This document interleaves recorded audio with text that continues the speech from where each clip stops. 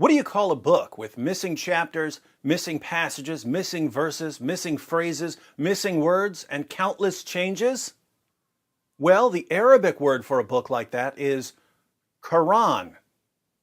What do you call scholars who tell you that a book with missing chapters, missing passages, missing verses, missing phrases, missing words, and countless changes has nevertheless been perfectly and miraculously preserved? You call them liars. Practically every Muslim you'll ever meet will tell you that the Quran has been perfectly preserved right down to the letter from the time it was revealed to Muhammad. What's interesting is that the further you go back in Islamic history, the more you find Muslims admitting that the Quran has changed. If you go all the way back to the companions of Muhammad, they had endless stories about how they failed miserably to preserve the Quran. Let's look at an example. In Sahih Muslim 2286, Muhammad's companion Abu Musa talks to the Quran reciters of Basra, a city in Iraq, and he tells them about two lost chapters of the Quran. Abu Harb ibn Abu al-Aswad reported on the authority of his father that Abu Musa al-Ash'ari sent for the reciters of Basra. They came to him, and they were 300 in number. They recited the Quran, and he said, "You are the best among the inhabitants of Basra, for you are the reciters among them. So continue to recite it. But bear in mind that your reciting for a long time may not harden your hearts, as were hardened the hearts of those before you. We used to recite a surah which resembled in length and severity to Surah Bara'at. I have, however, forgotten it, with the exception of this, which I remember out of it.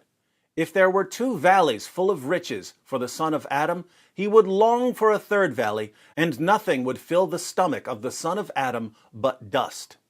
And we used to recite a surah which resembled one of the surahs of Musabihat, and I have forgotten it, but remember this much out of it. O people who believe, why do you say that which you do not practice?" which is similar to Surah 61, verse 2 of the Quran, "and that is recorded in your necks as a witness against you, and you would be asked about it on the day of resurrection," which is similar to Surah 17, verse 13 of the Quran. So Abu Musa, one of Muhammad's companions, who converted to Islam in Mecca and was later the governor of Basra, called in 300 Quran reciters. He basically tells them, "I know how awful it is sitting around reciting the Quran. I know you're probably sick of it, because we got sick of it too, and we learned the Quran from Muhammad himself. But you have to keep reciting it anyway, otherwise you'll forget parts of it like we did."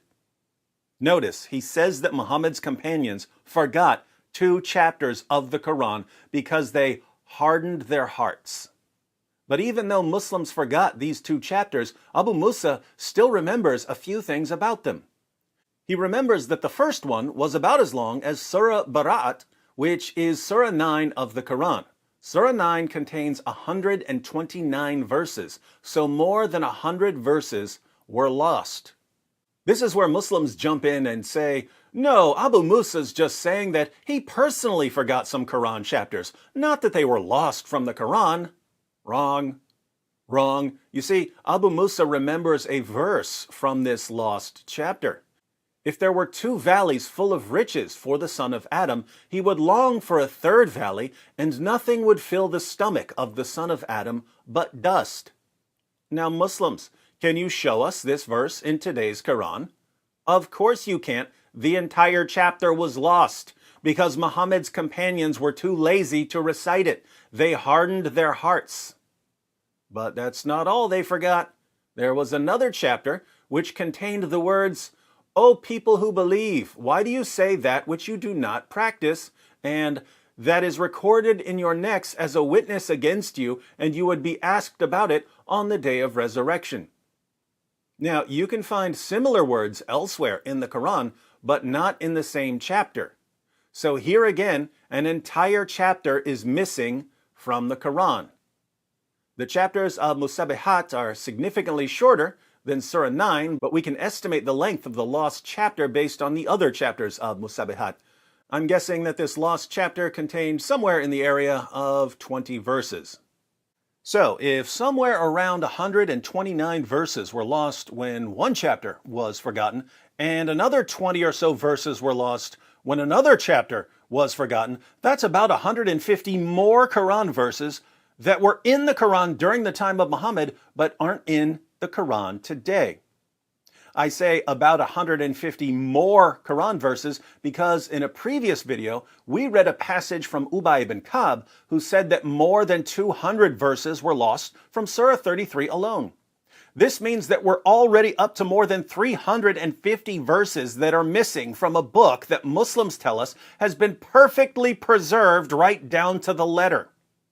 And you can ask 1,000 Muslims about this. You can ask 1,000 Muslims. Does it bother you that Muhammad's companions talked about hundreds of verses being lost from the Quran? Does this affect your belief in the perfect preservation of the Quran at all?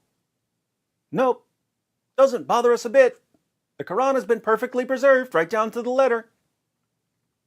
Muslims have been conditioned all their lives to accept whatever their leaders and apologists tell them, even if it completely contradicts what Muhammad's companions said. These same Muslims will tell us that their religion must be true because their book has been miraculously preserved. The foundation of Islamic apologetics is the preservation of the Quran, and it's complete, utter, total nonsense. What does this tell us about the religion? By the way, if you missed my video about 200 verses being lost from Surah 33, be sure to check it out. And even if you didn't miss it, go ahead and watch it again. It's free, and we all need to master this material. Myths don't go down easy.